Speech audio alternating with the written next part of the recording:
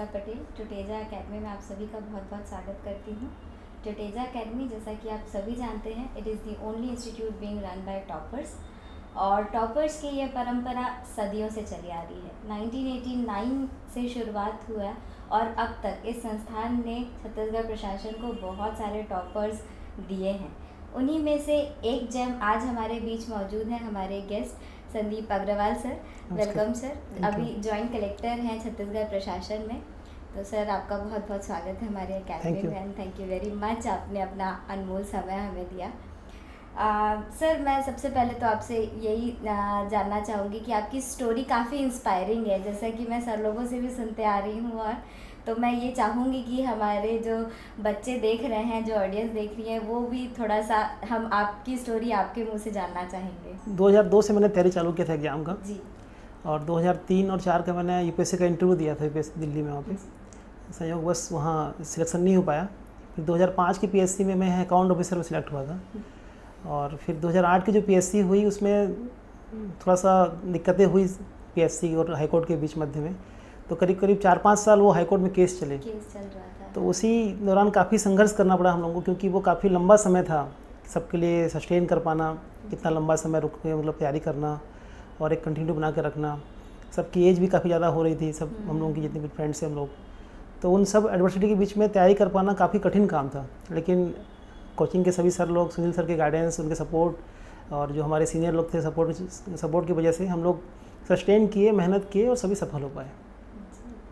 मतलब सुनील सर का काफ़ी अच्छा सपोर्ट रहा हमेशा ही। जब भी उनसे मुलाकात सर से होती थी मेरी, सर हमेशा इंकरेज करते थे कि आप निराश मत होइए, आप लगे रहिए, आप जरूर सफल होंगे, आप हमेशा बिल्कुल सफलता मिलेगी आपको। और सर के जो शब्द थे हमेशा हमको मोटिवेट करते रहे। सर के शब्द तो आज भी सबको बहुत मोटिवेट करते रहते हैं। तो मतलब 2002 से लेकर 2008 में जो फाइनल सिलेक्शन हुआ आपका, तो उस दौरान आपने हर साल, मतलब काफ़ी लंबा समय भी होता है एक स्टूडेंट के लिए तैयारी के तौर पे, तो इस लंबे समय में आपके स्टडी का क्या क्या फेज़ रहा, कैसे कैसे आपने तैयारियां की? 2002 में जब ज्वाइन किया मैंने कोचिंग फर्स्ट टाइम, तो उस समय हम यहाँ पे सर लोगों ने जैसे बताया था कि कैसे तैयारी करनी चाहिए हम लोगों को कोचिंग के अंदर में, हमने अपनी पूरी फैकल्टी पे रिलाय करते हुए, जैसा उन्होंने बताया था हमारे को कि आप एनसीईआरटी पढ़िए, कोचिंग के बुक्स पढ़िए, फैकल्टी जो आपको क्लास में नोट्स बता रहे हैं उसको पढ़िए, उन सबको मतलब शामिल करते हुए एक अच्छा टाइम टेबल बना के हम लोगों ने उस टाइम टेबल पे स्ट्रिक्ट रहते हुए पढ़ाई किया। और संयोग से जो पहला पीएससी 2003 का हुआ वो अपन यहाँ पर नहीं हो पाया था, तो मैं दिल्ली चला गया था। वहाँ मैंने फिर आईएएस के इंटरव्यू 2 बार दिए, और वहाँ से फिर यहाँ जब वापस आया, इंटरव्यू जब नहीं हुआ सिलेक्शन, तो फिर तैयारी शुरू की पीएससी की। और एक समयबद्ध तरीके से तैयारी करते हुए, सारे विषयों को समावेश करते हुए, एज पर सिलेबस और as per pattern of exam, उनको ध्यान में रखते हुए फैकल्टी के मार्गदर्शन में हमें फिर तैयारी शुरू किया। सर, अभी भी प्रीलिम्स की जो तैयारी है ऑब्जेक्टिव पैटर्न की, वो एक बहुत बड़ा चैलेंज रहता है सभी स्टूडेंट्स के लिए। तो मैं आपसे जानना चाहूँगी कि प्रीलिम्स की तैयारी हमें कैसे करनी चाहिए? तो क्या होता है कि प्रीलिम्स में बहुत से बच्चे बैठते हैं एग्जाम में। जैसे मान लीजिए 200 पोस्ट वैकेंसी निकल रही है, तो उसके अगेंस्ट में 1 लाख से ऊपर बच्चे एग्जाम में बैठते हैं। और सिलेक्शन केवल 3000 का ही होना है। तो काफ़ी कठिन रहता है कि पहले स्टेज को पार करें आप। पहला स्टेज पार करने के बाद मुकाबला थोड़ा सा कम हो जाता है। हाँ, ये माना जाता है कि प्रीलिम्स पीएससी का सबसे कड़ा पड़ाव है। कड़ा पड़ाव, क्योंकि आपको बहुत सारे बच्चों में आपको सिलेक्ट होना है। बहुत छोटा सा आपका सिलेक्शन का गेट पे रहता है। तो इसमें 3-4 चीज़ें बहुत महत्वपूर्ण है। ये कि जो आप पढ़ाई कर रहे हैं उस पढ़ाई में आपका इन डेप्थ पढ़ाई करना बहुत ज़रूरी है, क्योंकि फैक्ट वो कहीं से भी आ सकता है, क्वेश्चन कहीं से भी आ सकते हैं। सतही पढ़ाई करके आप सिलेक्ट नहीं हो सकते। दूसरा, आपका टाइम मैनेजमेंट, जैसे आपको 2 घंटे में 100 क्वेश्चन सॉल्व करने हैं, तो आपकी स्पीड इतनी होनी चाहिए कि 2 घंटे में आराम से 100 क्वेश्चन सॉल्व कर सकें आप। तो उसके लिए प्रैक्टिस करनी बहुत ज़रूरी है। आप जितने प्रैक्टिस सेट कर सकते हैं, प्रैक्टिस करना चाहिए कि हम अपने टाइम मैनेजमेंट को अच्छे से बनाएं, और 2 घंटे के अंदर में 100 क्वेश्चन बना के उसको रिवाइज कर सकें कि हमने सही बनाया कि नहीं बनाया। और तीसरा ये है कि लोग क्या करते हैं गलती, क्वेश्चन को समझे बगैर आंसर टिक कर लेते हैं। ये बहुत कॉमन मिस्टेक होता है लोगों में कि आपने क्वेश्चन पूछा कुछ और है, जवाब कुछ और आपने और दे दिया। कई बार आदमी सोचता है कि मैं जानता हूँ अच्छे से, इसका आंसर यही है, और एकदम बहुत जल्दबाजी में आंसर टिक कर लेते हैं। हाँ, नहीं है। तो 100 क्वेश्चन में कम से कम 3-4 प्रश्न ऐसे होते हैं जो हमको पता रहते हैं लेकिन हम गलत कर देते हैं, और 3-4 प्रश्न से ही आदमी का सिलेक्शन होना नहीं होना वो तय हो जाता है। तो इन सब को दूर करने के लिए आपको अच्छा ग्रुप बना के जितने हो सके क्वेश्चन सॉल्व करना चाहिए, और अपने फैकल्टी संपर्क रह के तैयारी करती रहनी चाहिए। सर, आपने ग्रुप की एक बहुत अच्छी बात कही कि ग्रुप में तो मतलब आइडियल ग्रुप कैसा होना चाहिए? कई बार ऐसा होता है कि ग्रुप स्टडी तो हम करते हैं तो ग्रुप कभी ज़्यादा बड़ा हो जाता है तो बहुत सारे अनावश्यक चीज़ें उसमें इन्वॉल्व होने लगती है, और तो एक आइडियल ग्रुप कैसा होना चाहिए स्टूडेंट्स को? देखिए पहली बात तो ये कि ग्रुप बहुत बड़ा नहीं होना चाहिए। 4 से 5 लोगों से ज़्यादा ग्रुप अगर होगा तो आपकी पढ़ाई में बहुत ज़्यादा रिस्ट्रिक्शन आएगा, तो उससे पढ़ाई आपकी हो नहीं पाएगी।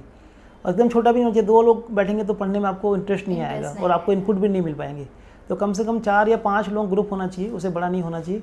और ग्रुप ऐसे लोगों का होना चाहिए जो थोड़े से मेहनत करने के लिए डेडिकेटेड हों। अगर एक भी आदमी ग्रुप में आपका मेहनती नहीं होगा तो पूरा ग्रुप खराब कर देगा आपका। तो ग्रुप का चयन करना बहुत ज़रूरी है, जो कि आपको पढ़ने के लिए मोटिवेट करते रहे आपस में। अगर अच्छा ग्रुप बनेगा आपका तो आप लोग दिन में जो 6 घंटे पढ़ते हैं वो 8 घंटे पढ़ सकते हैं, 8 बल्कि 10 घंटे पढ़ सकते हैं।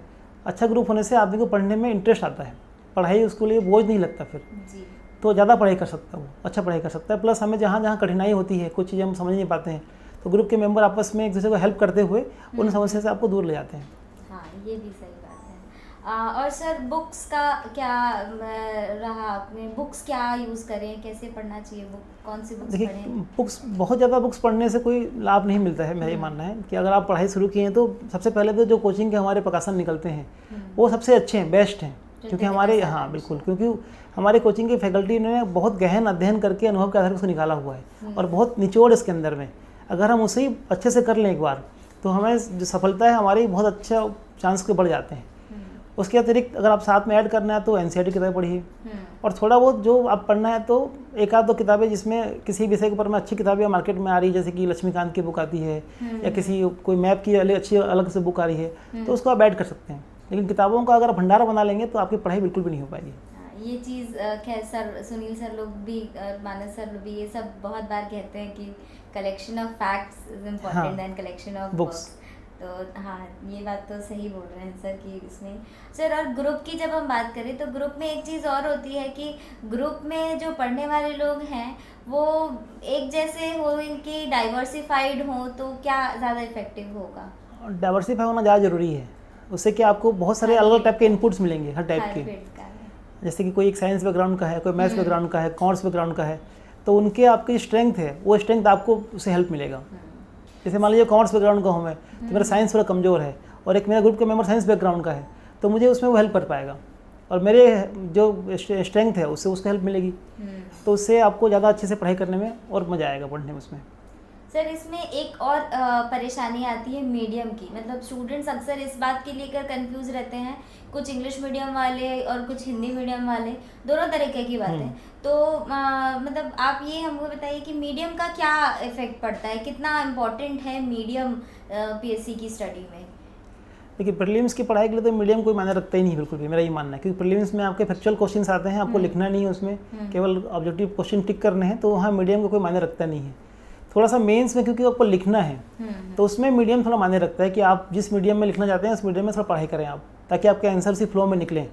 लेकिन जैसे मैं अपना एग्जांपल देना चाहूँगा कि मेरा इंग्लिश मीडियम था, लेकिन हमारे ग्रुप के सभी लोग हिंदी मीडियम के थे, जो भी मेरे साथ पढ़ाई किए हुए हैं, चाहे कोचिंग पढ़ाई की हम लोगों ने, तो हमारी पूरी पढ़ाई हिंदी में हुई है और मैंने सारे एग्जाम इंग्लिश में दिए हुए हैं, तो उससे कोई ज़्यादा इम्पैक्ट नहीं पड़ता है। आपका कंटेंट और आपका जो कॉन्सेप्ट क्लियर होना चाहिए, फिर कोई लैंग्वेज से आप पढ़ाई लिखाई कर सकते हैं।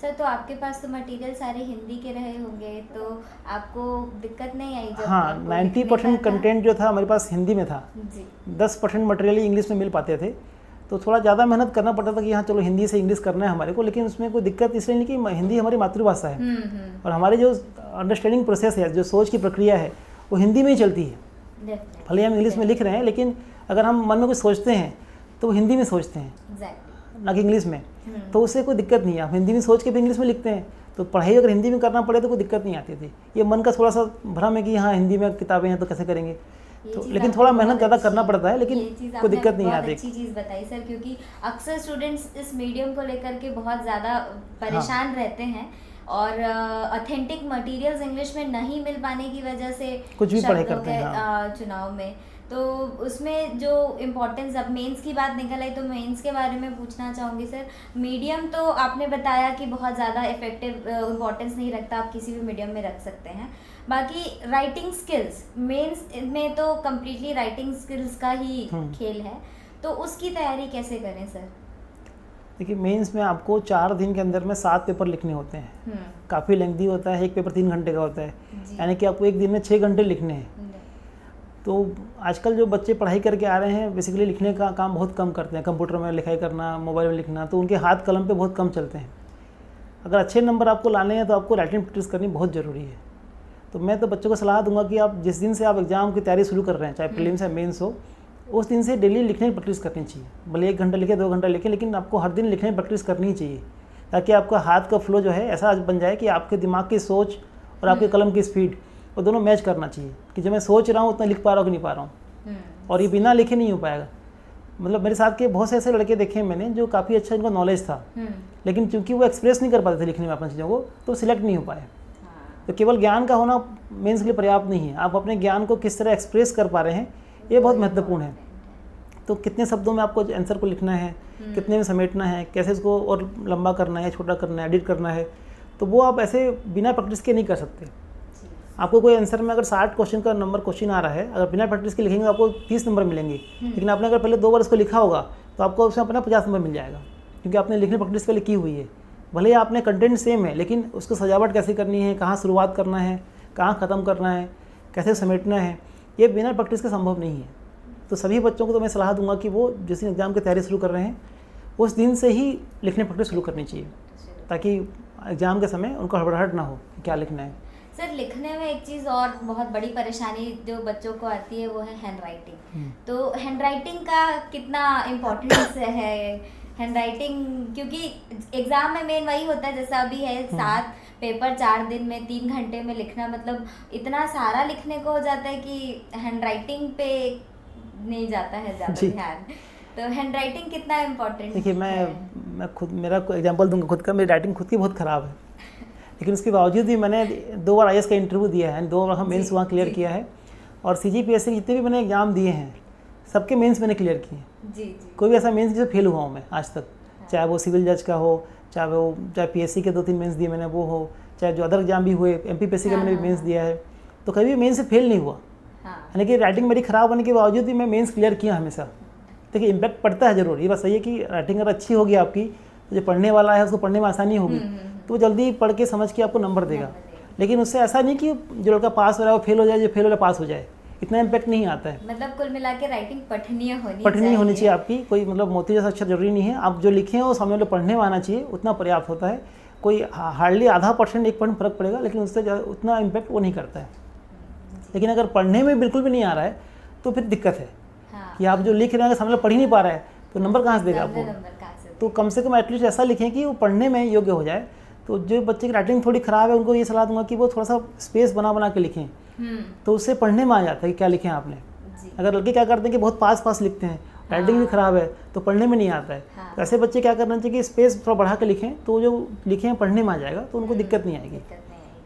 जी सर, तो कुल मिला के वैसे राइटिंग प्रैक्टिस करते करते हाँ, अगर आप डेली लिख रहे हैं एक दिन में घर में बैठ के 2 घंटा, तो आपकी राइटिंग अपने आप अच्छी हो ही जाएगी धीरे से।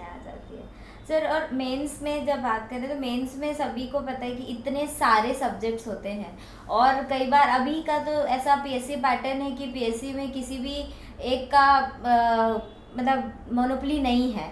आप साइंस वाले हो तो पर भी आपको फिलोसफी सोशियोलॉजी पढ़ना है, अगर आप आर्ट्स वाले हो तो भी आपको साइंस पढ़ना है। तो इतने सारे सब्जेक्ट्स को हम एक साथ कैसे बैलेंस करके लेके चलें? देखिए PSC जो रिक्वायरमेंट है PSC एग्जाम के लिए, वो होती है एक सामान्यज्ञ की, जर्नलिस्ट की, उसको स्पेशलिस्ट नहीं चाहिए। और जब हम नौकरी में जाते हैं तो वहाँ भी हमें एक सामान्य में काम करना पड़ता है।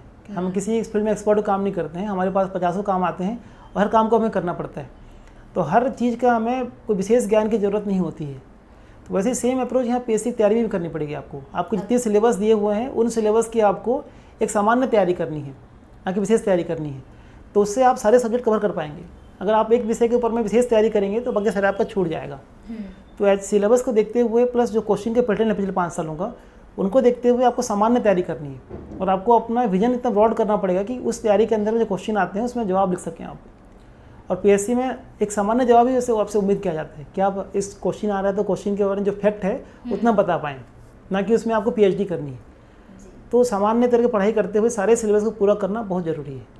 एक्सपर्ट पढ़ाई करेंगे किसी विषय के ऊपर में तो बाकी सब छूट जाएगा आपको। तो इसी में मैं यही चीज़ भी, जैसे हम ग्रेजुएशन करते हैं, जो इंजीनियरिंग बैकग्राउंड वाले हैं, बीएससी वाले हैं और आर्ट्स वाले, कॉमर्स वाले, तो ग्रेजुएशन का जो ये स्पेसिफाइड उनका सब्जेक्ट रहता है, उसका पीएससी में कितना प्रभाव पड़ता है? जैसे सामान्य पिछले कुछ रिजल्ट्स में बहुत बातें चली रही थी कि लगातार इंजीनियर्स का सिलेक्शन हो रहा है और कुछ ऐसा, तो मतलब उसका प्रभाव पड़ता है इसमें तैयारी में कि? देखिए पिछले 15 साल के मैं देखते आ रहा हूँ पीएससी रिजल्ट वगैरह को, पीएससी यूपीएससी का थोड़ा इम्पैक्ट तो आता है कि जो आपका बैकग्राउंड रहा है उसका कुछ लाभ या हानि तो होता है हमेशा। और पीएससी के जो परीक्षा पैटर्न भी है वो बहुत ज़्यादा बदलाव होते रहते हैं हमेशा ही, चाहे पीएससी जो पीएससी हो, दोनों ही संस्थाएं अपने परीक्षा पैटर्न को बदलते रहते हैं। तो किसी एक विषय को हमेशा लाभ नहीं मिलता, 2-3 साल किसी को लाभ मिलता है, फिर किसी को लाभ किसी और को मिलता है। लेकिन ये कि जो भी आपने पढ़ाई की हल्का फुल्का फ़ायदा मिलता है। पिछले 5 साल देखेंगे आप, तो पिछले 5-6 सालों में जो बच्चे साइंस बैकग्राउंड के थे उन्हें थोड़ा ज़्यादा लाभ मिल पा रहा था, क्योंकि 2 पेपर आपके साइंस और मैथ्स के पेपर थे जिसमें अच्छा स्कोर कर पा रहे थे बनिस्बत जो बच्चे आर्ट्स से कॉमर्स के हैं। लेकिन पीएससी ने इस साल क्या कर दिया, उस दोनों को मर्ज कर दिया, तो जो उनका एडवांटेज था वहाँ खत्म हो जाएगा। लेकिन एक पेपर तो अभी भी है, एक पेपर तो है देना, लेकिन जो आर्ट्स के बच्चे के लिए और 6 पेपर हो गया, पहले 5 पेपर थे उनके 6 पेपर हो गया, तो कुल मिला के मुकाबला हमेशा बराबरी का ही रहता है। जो अपने पुराने बैकग्राउंड को छोड़ के पीछे आगे बढ़ जाता है वो लड़का सफल हो जाता है, और जो उसी में चिपके रहेगा तो फिर वो सफल नहीं हो पाएगा। तो ये इन्फीरियरिटी कॉम्प्लेक्स स्टूडेंट्स को हटाना चाहिए, क्योंकि मैं आर्ट से आया हूँ, कॉमर्स से आया हूँ, साइंस से आया हूँ, कोई मतलब नहीं है। आपको जो सिलेबस नया आपको मिल रहा है उसमें आपको मेहनत करना है, और जो मेहनत करेगा वो आगे निकल जाएगा। जी सर, जैसे मेरे कॉमर्स बैकग्राउंड था और जब हम तैयारी कर रहे थे कॉमर्स का कुछ भी उसमें नहीं था पार्ट हमारी पीएससी सिलेबस में, तो उसके बावजूद भी हम सिलेक्ट होकर आगे निकले। तो बैकग्राउंड का ज़्यादा बहुत इम्पैक्ट नहीं पड़ता है, हाँ कुछ इम्पैक्ट तो पड़ता जरूर, लेकिन उसको आप ओवरकम कर सकते हैं। सर, और नोट्स की बात है तो नोट्स के में आपने पहले भी सिखाया हम लोगों को, क्योंकि नोट्स अलग अलग होने चाहिए, मतलब प्रीलिम्स के नोट्स अलग होने चाहिए और मेंस के नोट्स अलग होने चाहिए। तो ये डिफरेंशिएट कैसे करेंगे, क्योंकि ऑलमोस्ट सब्जेक्ट कुछ एक को छोड़ के प्रीलिम्स और मेंस में कॉमन है। हम बात करें हिस्ट्री, प्रीलिम्स में भी पढ़ना है, मेंस में भी, तो उनके जो नोट्स हम बना रहे हैं, तो नोट्स बनाते वक्त सैग्रीगेट कैसे करें कि ये प्रीलिम्स के नोट्स कैसे होने चाहिए और मेंस के कैसे होने चाहिए? कि जो एग्जाम का पैटर्न से आप समझ जाएंगे कि प्रीलिम्स का एग्जाम जो होता है फैक्चुअल होता है, रिपीटेड क्वेश्चन होते हैं, वहाँ केवल आपको एक फैक्ट पूछता है या फिर कोई कॉन्सेप्ट पूछ के सिंगल आपको जवाब टिक करना है उसमें जी। तो वहाँ के जो नोट्स बनेंगे ऐसे नोट्स बनने चाहिए जिससे कि आपके बहुत सारे फैक्ट्स निकल के आए हैं। ठीक है, आपको एक क्वेश्चन आपने तैयार किया तो उसमें कितने फैक्ट निकल के आ रहे हैं, उन फैक्ट को आपको सामने लेके आना पड़ेगा। जबकि मेंस में क्या करना है, मेंस के आंसर में आपको फैक्ट कम रहता है, कॉन्सेप्ट ज़्यादा रहता है। तो मेंस में आपकी अंडरस्टैंडिंग कितनी अच्छी है सब विषय के ऊपर में और कितना अच्छा उसमें आप लिख पा रहे हैं वो महत्वपूर्ण रहता है। और प्रीलिम्स में आपको उन विषय में कितने फैक्ट निकल के आ रहे हैं उसको याद करना है। तो प्रीलिम्स के नोट्स बहुत फैक्चुअल होने चाहिए आपके, मतलब उसमें फैक्ट्स के डाटा भरपूर होने चाहिए। और मेंस के जो नोट्स रहेंगे उसमें आपके कॉन्सेप्ट बेस्ड ज़्यादा होना चाहिए ताकि उसको पढ़ के आप उससे 4-5 क्वेश्चन के आंसर बना सकें उतने कंटेंट से ही। कैसे उसका इलाज कर पाएंगे वो डिपेंड करता है आपके ऊपर में। तो मतलब क्वेश्चंस बनाना ही सबका एक अल्टीमेट सॉल्यूशन है। प्रीलिम्स में ऑब्जेक्टिव सॉल्व करना है और मेंस में जितना आंसर्स लिख सकते हैं उतना लिखना है। ये तो प्री मेंस का हुआ। आपने जैसे बताया आपने इंटरव्यू का, आपका यूपीएससी का भी काफ़ी एक्सपीरियंस रहा है और सीजीपीएससी में भी आपने 2 साल इसमें भी आपने इंटरव्यू दिया। इंटरव्यू का कुछ स्पेशल इंटरव्यू की तैयारी कैसे करेंगे? देखिए, इंटरव्यू एक तरह से आपके पूरी पर्सनैलिटी का एक एग्जामिन कर लेता कि आपकी पर्सनैलिटी क्या है। आप उसको वहाँ धोखा देना बड़ा मुश्किल रहता है कि आप धोखा दे दें कि अपने आप को छिपाते हुए। तो लोग गलती क्या करते हैं कि लोग अपने आप को छिपाते हैं, मिमिक करने की कोशिश करते हैं। कि मैं ये नहीं मैं वो हूँ, तो उससे वो फंस जाते हैं। तो आप जो भी हैं उसको आपको ईमानदारी स्वीकार करना पड़ेगा कि मैं ऐसा ही हूँ। और उसमें जो तैयारी करनी है, तैयारी जब करेंगे तो फिर वहाँ आप एक कॉन्फिडेंटली अपना जवाब दे पाएंगे। हमेशा बच्चे क्या करते हैं कि जो नहीं होते हैं वो प्रिपेयर करते हैं और 5-7 मिनट के बाद में जब एक्सपोज हो जाते हैं वो लोग, तो फिर उनका इंटरव्यू ख़राब हो जाता है। तो आप जो भी हैं उसमें भरोसा रखिए अपने आप के ऊपर में, वो तैयारी कीजिए तो आपका तैयारी में दिक्कत नहीं आएगी। और उस समय जो भी आपके 5-6 सेक्टर महत्वपूर्ण है इंटरव्यू में, कि जो करंट अफेयर्स उसमें चलते रहते हैं, वो आपका जो बैकग्राउंड है जिसमें ग्रेजुएशन किया आप लोगों ने या जिसमें आपका सब्जेक्ट रहा है पीएससी में, तो सब कुछ कॉमन हो गया है, वो चीज़ें हो गई, या आपके हॉबीज हो गए, फिर आपका जो पास्ट एक्सपीरियंस है, इन 4-5 सेक्टर से क्वेश्चन ज़्यादा आते हैं।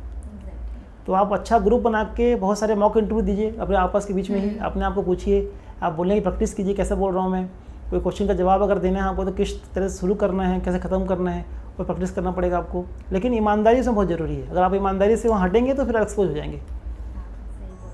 सर आपने करंट अफेयर्स का बताया, तो current affairs sir prelims exam में भी पूछता है, मेंस में भी पूछता है और अब इंटरव्यू में भी रहता है, तो सर स्पेसिफिकली करंट अफेयर्स की तैयारी कैसे करें? तो करंट अफेयर के लिए देखिए आपको अपने कान और आँख खुले रखने पड़ेंगे हमेशा तैयारी करते हैं, जब भी तैयारी कर रहे हैं आप, क्योंकि करंट अफेयर बहुत ज़्यादा वास्ट है। आप ऐसा सोचिए कि मैं एक छोटी किताब लेके तैयारी कर लूँगा, संभव नहीं है जी। करंट अफेयर यानी कि दुनिया में चाहे कहीं भी कोई फिल्म की घटना घट रही है, करंट अफेयर शामिल हो जाता है वो। तो उसको आप किसी किताब के माध्यम से तैयारी करना बड़ा मुश्किल है। तो आप जो भी घटनाएं आसपास घट रही हैं, आप डेली समाचार सुनिए, पेपर पढ़िए, लोगों से चर्चा में संपर्क में रहिए, तो उससे ही आपको आधी तैयारी अपने आप हो जाती है। उसके अलावा जो चीज़ें ज़्यादा इम्पैक्ट डाल रही है जो लोगों के ऊपर में, वो ज़्यादा पूछता है। कौन सी घटना कितनी महत्वपूर्ण है, आपको उसको एनालाइज करना पड़ेगा कि कौन सी घटना वर्ल्ड लेवल पे या नेशनल लेवल पे ज़्यादा लोगों को इम्पैक्ट कर रहा है, लोग प्रभावित हो रहे हैं, लोगों का इंटरेस्ट ज़्यादा है उस पर। उन घटनाओं को आपको ध्यान में रखते हुए आपको तैयारी करनी पड़ेगी। और अपने आप को दुनिया में क्या घटनाएं घट रही हैं उसमें आपको अपने आप को अवेयर रखना पड़ेगा। आप अननोन नहीं बन सकते कि क्या घटना घट रही है मैं नहीं जान रहा, ऐसा नहीं है। अब जो भी चीज़ें आसपास घट रही हैं उनसे अवेयर रहिए आप, तो अपने आप की तैयारी हो जाएगी। सर तो इसमें ऐसा है कि करंट अफेयर्स में एक न्यूज़पेपर का बहुत इंपॉर्टेंट इम्पैक्ट रहता है कि आप न्यूज़पेपर जितना पढ़ते हैं, तो न्यूज़पेपर में सबसे ज़्यादा कंफ्यूजन हम स्टूडेंट्स को इसी बात की होती है। एक तो सबसे पहला कि कौन सा न्यूज़पेपर पढ़ें, और दूसरा कि अगर न्यूज़पेपर हमको पता चला है तो उसको कैसे पढ़ें, उसमें सैग्रीगेट करना कि कौन सा हमारे लिए इम्पोर्टेंट है और कौन सा हमारे लिए नॉट इम्पोर्टेंट है। तो इसको थोड़ा सा बताइए। देखिए हिंदी में अगर पेपर पढ़ना चाहते हैं तो हिंदी में देखिए 3-4 पेपर प्रमुख हैं हमारे, जैसे दैनिक भास्कर है, नवभारत है, आपका हरिभूमि है, देशबंधु है। तो 4-5 पेपर अच्छे पेपर हैं जिनमें कोई भी एक पेपर पढ़ना है आपको, ज़्यादा नहीं पढ़ना है। क्या करते हैं कि बच्चे बहुत सारे पेपर पढ़ लेते हैं। आप कोई पढ़िए, सारे पेपर में आपको समाचार ऑलमोस्ट सेम मिलेंगे, ज़्यादा कुछ अंतर नहीं रहता है। थोड़ा सा उनका जो लैंग्वेज का अंतर रहता है, बाकी अंतर नहीं है। तो कोई भी एक अखबार जो हिंदी में पढ़ रहे हैं पढ़ सकते हैं, इंग्लिश में पढ़ रहे हैं तो आप टाइम्स ऑफ इंडिया है, हिंदू है या हिंदुस्तान टाइम्स है, ये सारे पेपर अच्छे हैं। इसमें से आपको कोई एक पेपर उठा के पढ़ना है और उसमें आपको ये देखना चाहिए कि जो आपका 4-5 सेगमेंट है पेपर में भी, पॉलिटिकल न्यूज़ के हो गए, स्पोर्ट्स के हो गए और इकोनॉमी वर्ल्ड के हो गए और साइंस टेक हो गया चौथा।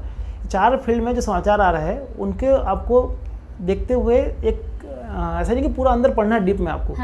अब देख के समझिए कि इंडिया और पाकिस्तान का मैच हुआ, ऐसे अभी मैच चल रहा है ऑस्ट्रेलिया इंग्लैंड का ऐसे सीरीज में, तो न्यूज़ आया कि पिछले 18 साल में पहली बार कोई जो कैप्टन ऑस्ट्रेलिया का वो इंग्लैंड में जीत के जा रहा है।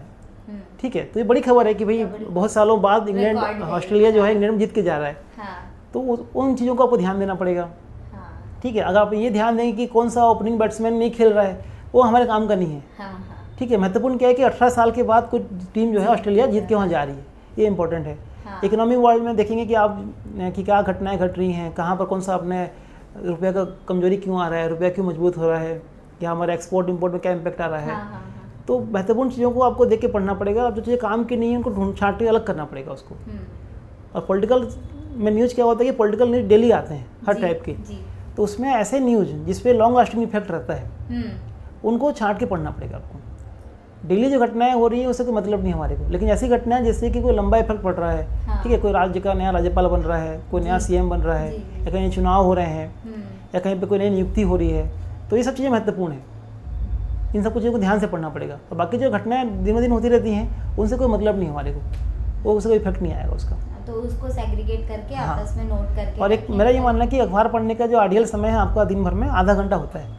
अब आधे घंटे पढ़ लेना चाहिए आपको। तो उससे समय एक्स्ट्रा दे रहे हैं आप तो फिर टाइम वेस्ट है आपका। फिर वो आधे घंटे में कवर कर पा रहे हैं तो बहुत अच्छी बात है वो। तो रेगुलर बेसिस पे न्यूज़पेपर्स को नोट करते जाए। तो ये तो आपने सारे एग्ज़ाम्स का सिखा दिया सर, पेपर के स्टेजेस को बताए।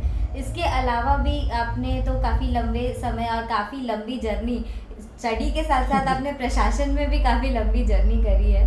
तो मैं एक चीज़ पूछना चाहूँगी सर, स्टूडेंट्स के मन में एक और दुविधा रहती है जब भी वो तैयारी करते रहते हैं कि हम किस दिशा में तैयारी कर रहे हैं, हमारी दिशा सही है या नहीं है, खुद को एनालिसिस नहीं कर पाते हैं। तो खुद को एनालाइज करने का क्या तरीका होना चाहिए कि हम पढ़ रहे हैं तो हम सही पढ़ रहे हैं, गलती कहाँ हो रही है, ऐसा वाला? देखिए उसके लिए तो हमारे यहाँ कोचिंग में टेस्ट सीरीज हम लोग करते रहते हैं हर महीने में। जी। तो आपकी पढ़ाई सही दिशा में है कि नहीं, इसके लिए आपको टेस्ट सीरीज में बैठना पड़ेगा। अपने को आंकने का। अब खुद अगर अपने आप को आंकेंगे तो सही नहीं आंक पाएंगे कभी भी आप। जब तक आप कुछ लोगों के बीच में जाएंगे नहीं कि आपके साथ जिसका मुकाबला है वो कैसा कर पा रहे हैं, उसमें आपको फाइट करके देखना पड़ेगा कि मेरी तैयारी किस लेवल तक जा रही है। तो टेस्ट सीरीज वगैरह आपको बिल्कुल हमेशा जब भी हो बच्चों को उसमें लेना चाहिए, मतलब भले मंथली लें 2 महीने में लें, उसके माध्यम से आप अपने आप को आंक पाते हैं कि हाँ मैं मुकाबले में कहाँ पर ठहर रहा हूँ। Regular test. लेकिन इसका मतलब ये भी नहीं कि अगर नंबर कम आ रहे तो निराश हो जाए अपन, ये बिल्कुल भी नहीं है। अगर आपका नंबर कम आ रहा है यानी कि आपके दिल से सिग्नल है कि आपको अच्छा मेहनत करना है, आप उस सिग्नल को पकड़ के अच्छा मेहनत करेंगे तो आप आगे निकल जाएंगे। और जो नंबर अच्छे लेके आते हैं वो बच्चे सोचते हैं कि मैं काफ़ी अच्छा कर रहा हूँ, अब ज़रूरत नहीं पढ़ने की, तो पीछे हो जाते हैं। तो टेस्ट सीरीज केवल आपको अपने किस स्तर में तैयारी है जानने के लिए होना चाहिए, ना कि ये जानने के लिए होना चाहिए कि मैं कितना आगे बढ़ गया कितना पीछे हूँ। जी सर। आपको अपनी तैयारी में कमजोरी नहीं लानी है, आपको तैयारी को और ये जो निराशा सर आपने निराशा बोला, ये बहुत बार आता है, फ्रस्ट्रेशन और निराशा की। कभी हम बार बार पढ़ते हैं, सेलेक्ट नहीं हो पाते तो आता है, या अपने आसपास कंपटीशन देख करके आता है। तो सर ये बताइए कि ये नेगेटिविटी को हम कैसे बैलेंस करेंगे? ये बहुत ही कॉमन फैक्टर है जो बच्चे तैयारी करते हैं, क्योंकि पोस्ट बहुत कम होते हैं और बच्चे बहुत ज़्यादा एग्जाम देने होते हैं। तो कई बार क्या होता है कि कुछ बच्चे फर्स्ट टाइम में सिलेक्ट हो जाते हैं, टॉप भी कर जाते हैं पहली बार में ही, और कुछ बच्चे 4 बार 5 बार देने के बाद भी सिलेक्ट नहीं हो पाते या फिर सिलेक्ट बहुत लेट से होते हैं। तो बहुत जाहिर सी बात है कि कुछ बच्चे निराशा में आ जाते हैं या फिर फ्रस्ट्रेट हो जाते हैं। तो ऐसे समय के लिए मैं ये कहूँगा कि अगर ऐसे समय में आपको जो सक्सेस स्टोरीज है जो आते हैं उनको पढ़ना चाहिए कि कैसे उन्होंने संघर्ष करके आगे ज़िंदगी में अपन निकला है आगे। अपने साथ में फैकल्टी के संपर्क में रहना चाहिए, आपको बहुत मोटिवेट करेंगे, आपको सपोर्ट करेंगे। आपके पेरेंट्स का सपोर्ट होना बहुत ज़रूरी है कि पेरेंट्स सपोर्ट करें कि भाई हाँ ठीक है आप तैयारी कर रहे हैं तो एक बार में आपका नहीं हुआ, सेकंड टाइम और तैयारी कीजिए। एक आपका जो पीयर ग्रुप रहता है आसपास का वो अच्छा होना चाहिए कि वो आपको इन समय पे आपको सपोर्ट कर सके कि ठीक है आप नहीं हुआ तो दोबारा हम फिर तैयारी करेंगे, फिर आगे फिर बढ़ेंगे आगे। तो इन सब चीज़ों को अगर आपको सपोर्ट मिलेगा तो बच्चे उसमें से बाहर निकल सकते हैं। और एक बात मन में हमेशा रखना चाहिए कि अगर आप तैयारी कर रहे हैं तो कभी वेस्ट नहीं होगा वो। ठीक है, भले आप पीएससी में सिलेक्ट नहीं हो पा रहे हैं तो लाइफ में बहुत सारे एवेन्यू हैं आपके, तो कहीं ना कहीं आपको उपयोग जरूर होगा। ये आप किसी फील्ड में जाते हैं और आपने तैयारी की है पीएससी की, तो आपका जो आउटलुक है, आपका जो व्यू है, आपका जो सोचने का तरीका है बाकी सबसे अलग रहेगा। आप उनसे आगे रहेंगे, हमेशा ही हर फील्ड में आप उनसे आगे रहेंगे। तो आपकी तैयारी कभी वेस्ट नहीं होती, इसलिए कभी मन में निराशा नहीं लाना चाहिए और अपना मेहनत को अच्छे से करके हमको आगे बढ़ते रहना चाहिए। सक्सेस स्टोरीज की बात की तो आपसे अच्छी सक्सेस स्टोरी और किसकी होगी, आपने काफ़ी लंबा समय इसमें दिया था। तो सर आपने तो लगभग पैटर्न बीच में बदला था और आपने तो दोनों पैटर्न को विटनेस किया। तो जब भी ऐसे पैटर्न बदलता है, जैसे अभी रिसेंटली लास्ट ईयर भी पैटर्न बदला है, तो पैटर्न बदलने से रिजल्ट पे कितना प्रभाव पड़ता है?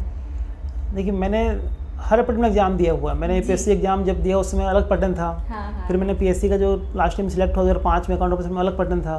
फिर जब सेकंड जब दिए पीएससी 2013-8 का वो अलग पैटर्न था। तो पैटर्न भले कोई भी रहे लेकिन आपका जो सिलेबस है सेम रहता है। आपका इतिहास या आपका संविधान या फिर जो इकोनॉमी है वो कभी नहीं बदलेगा।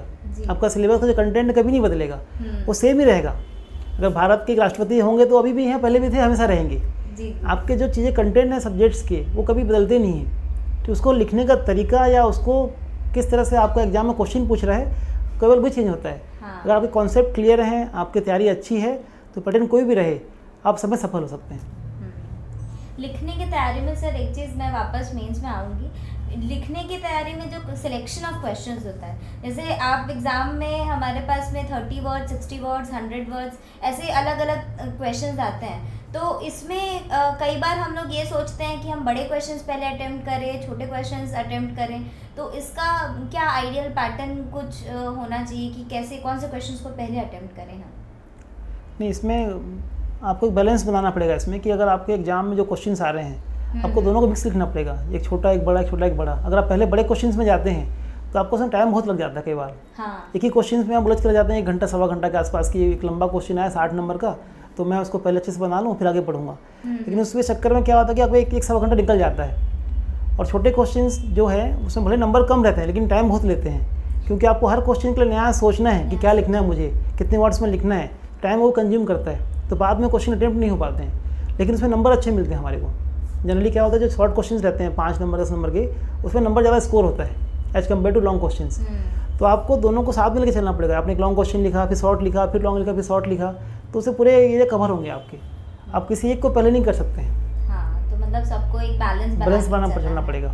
और लेकिन शॉर्ट क्वेश्चन में फ़ायदा ये होता है कि उसमें नंबर अच्छे मिलते हैं, आपके नंबर उसमें कम कटते हैं। अगर कोई 5 नंबर क्वेश्चन आपने लिखा है तो 5 में आपको 4 मिलना आसान रहता है, जबकि 60 नंबर के क्वेश्चन में 60 में 50 लाना बहुत मुश्किल होता है। बहुत मुश्किल होता है, जी सर, ये आपने एकदम सही बात बताई कि बैलेंस बना के चलेंगे तो ज़्यादा स्कोर कर पाएंगे। और जो क्वेश्चन आपको ज़्यादा अच्छा आता हो उसको पहले के चक्कर में क्या करते हैं आदमी कि आपको बहुत अच्छा आता है उसमें, आपको लिखना 300 वर्ड्स हैं, आप उसमें 500 लिख डालते हैं, तो उससे आपके नंबर भी कटते हैं और टाइम भी वेस्ट होता है। खैर अब तो स्पेस लिमिट करके दिया हुआ है तो आपको आते हुए भी आप ज़्यादा लिख नहीं पाएंगे। लेकिन उसमें क्या होगा, फिर आप क्या करेंगे, आपको जो लिखना है मेन चीज़ें वो छूट जाती हैं। हाँ, ये चीज़ सही में बहुत ज़्यादा होती है कि हम जब लिखने बैठते हैं तो हमारे पास स्पेस कम होता है और हमें उस टॉपिक पे बहुत ज़्यादा पता होता है, तो हम अक्सर नॉन इम्पॉर्टेंट चीज़ों को पहले लिख जाते हैं। इसलिए मैंने कहा था कि आप लिखने प्रैक्टिस करेंगे तभी आप सफल हो पाएंगे। आपको एक सब्जेक्ट के ऊपर में कोई टॉपिक दिया जाता है, आपको उस टॉपिक में आप चाहें तो 1000 वर्ड्स भी लिख सकते हैं जी। और चाहे तो उसमें 100 वर्ड्स में कवर कर सकते हैं आप। तो आपको वो करना आना चाहिए कि किस तरह से मैं उस चीज़ को एक्सप्लेन करूँगा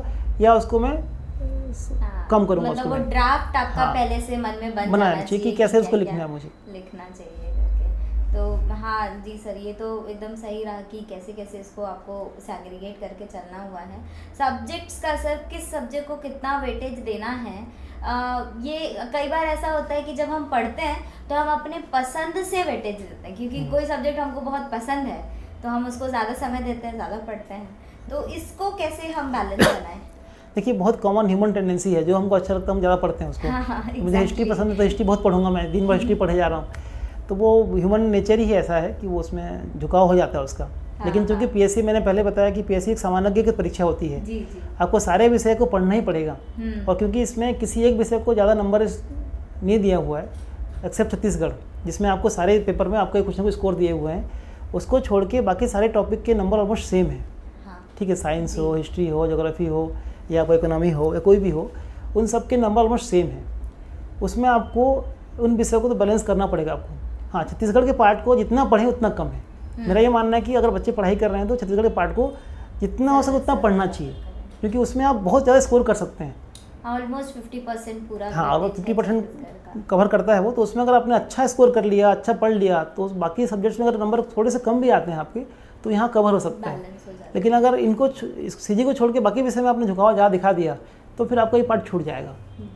मतलब आप एक छोटे से सिलेबस को पढ़ाई करके आप 50% नंबर स्कोर कर पा रहे हैं, और उधर आप देखिए कि 30 विषय हैं, उनको पढ़ के आपको इतना स्कोर कर रहे हैं आप। तो ये वाला पार्ट को ज़्यादा ध्यान देते हैं, बाकी सारे सिलेबस को आपको बैलेंस बना के हल्का हल्का पढ़ना पड़ेगा उसको, तभी आप अच्छा स्कोर कर पाएंगे। जी सर, आप काफ़ी लंबे समय से प्रशासन में भी है, तो प्रशासन में आपका एक्सपीरियंस कैसा रहा? अच्छा रहा। मुझे नौकरी करते करीब 11-12 साल हो गए नौकरी करते हुए। पहले अकाउंट्स में था 5 साल, फिर 2013 में डिप्टी कलेक्टर बना मैं, तो उसमें धमतरी के मैं नगरी सेवा में एसडीएम रहा, कुरुद में एसडीएम रहा, फिर मुख्यमंत्री सचिवालय में मैं 2 साल काम किया, फिर गए साल मैं रायपुर एसडीएम था, तो रायपुर प्रोटोकॉल देख रहा हूँ।